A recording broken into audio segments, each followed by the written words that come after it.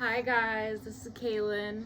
If you don't know me, I'm a 27-year-old mother to this beautiful baby.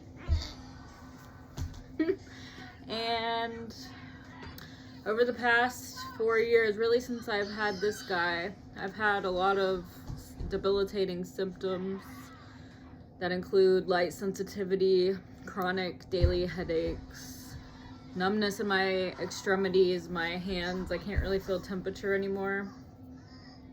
Balance issues, vomiting, nausea, dizziness. That's just some of the list that seems to go on. Heart palpitations. It's just kind of grown over time. But they kept telling me, you just have migraines, because I was having these stroke-like attacks where half of my body would go numb. And so obviously and I would get very confused and wouldn't be able to get my words out. So that was very scary. So I've been to the emergency room 3 separate occasions. And they did a CT scan on me, which I have since requested that imaging, and it does show my Chiari, but it was missed for 4 years. And potentially even longer. I mean, they think this is a congenital condition for the most part, but it can be acquired as well. So I may have been born with it. I worry for my son's sake as well, so we're monitoring him. So far, he doesn't have any symptoms of it. But anyway, essentially what Chiari is your back part of your brain, which is known as your cerebellum, herniates or falls down into the foramen magnum, which is the hole that your brainstem and spinal cord go through. So this is like the foramen magnum. Your cerebellum starts to dip down into the foramen magnum, and that causes a lot of pressure, and it acts as like a plug, stopping your cerebral spinal fluid from flowing around, and that's essentially your brain is floating in this. So that's very dangerous, obviously. And I've had a flow study done, and my flow is pretty much completely blocked. I'm getting very minimal flow, so that's dangerous. And as a consequence of this, I've developed the cyst in my spinal cord. And my last cervical MRI I had was in March, and it was 5.2 centimeters long, stemming from my C3 vertebrae down to my C7 vertebrae. So that's pretty scary. Anyway, the type of treatment that they typically do in the United States, and I have been consulting with the neurosurgeon that does these Chiari surgeries a lot. He does several a month, so he's pretty well versed in the condition. But what they do here in the United States, and this is pretty much the only surgical treatment, the only treatment really for Chiari malformation, and that is posterior fossa decompression surgery. And what does that entail? It entails a craniectomy, making an incision up the back of, so they'd have to shave the back of my head.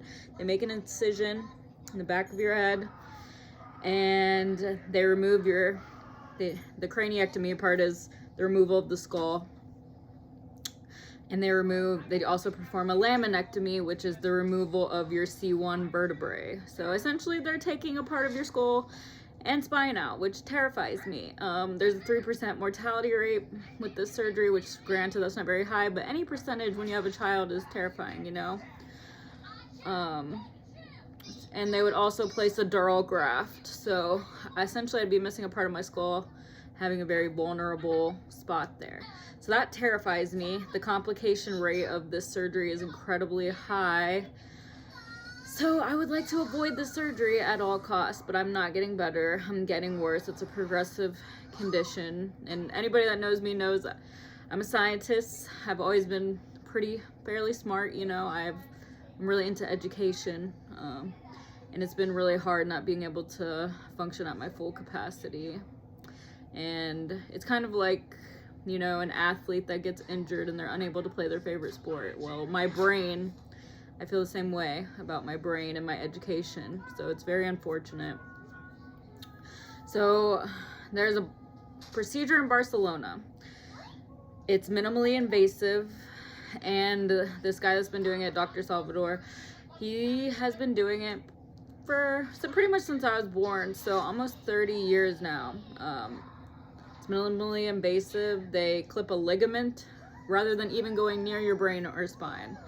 And his rationale and his etiology, the cause, it's his theory behind Chiari is completely different than the etiology that Western medicine assumes, which Western medicine assumes it's congenital, it was acquired. So the surgery is like a band-aid kind of. It doesn't get to the root cause of the Chiari, and a lot of people have symptom reoccurrence when they go through with the posterior fossa decompression. However, this guy, he thinks the cause of Chiari is a traction in the spinal cord. Phylum disease is what he believes. So it's a completely different etiology, and this procedure, it helps to combat the cause of Chiari rather than just try to throw a band-aid on it and hope for the best. So as a scientist, I've obviously done my pretty thorough research. I want to give this a try before I agree to going anywhere near my brain. I'm really afraid of neurological deficits, dying and leaving my son motherless.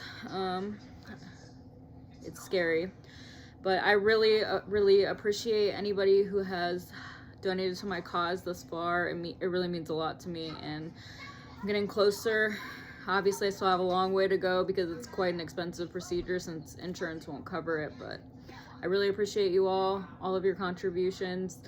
Even if you just share it and help to spread the word and my story, I greatly appreciate that as well. And I hope that this procedure is the miracle I've been looking for, and I can go on to live a normal life and a happy life with my baby, and as normal as possible, because this is a chronic condition. Unfortunately, it's not just going to magically go away, but I'm hoping that at least with this procedure I can manage my symptoms a lot more easily.